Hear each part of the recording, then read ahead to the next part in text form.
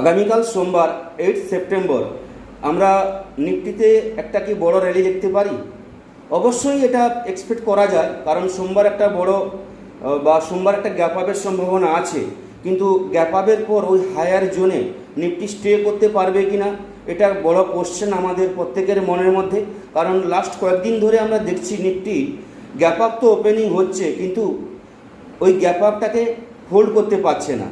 Recent যে news এসছে Donald Trump এবং ইন্ডিয়াকে নিয়ে, ডোনাল্ড ট্রাম্প স্টেটমেন্ট দিয়েছে যে ইন্ডিয়া তার খুব ভালো বন্ধু এবং আমাদের পিএম নরেন্দ্র মোদী খুব মহান, এবং ইন্ডিয়া এবং ইউএসএর যে রিলেশনশিপ, যে ফ্রেন্ডশিপ, এটা তার রিলেশনটা খুব তাড়াতাড়ি ঠিক হয়ে যাবে, বা এটাকে নিয়ে চিন্তার কোনো কারণ নেই।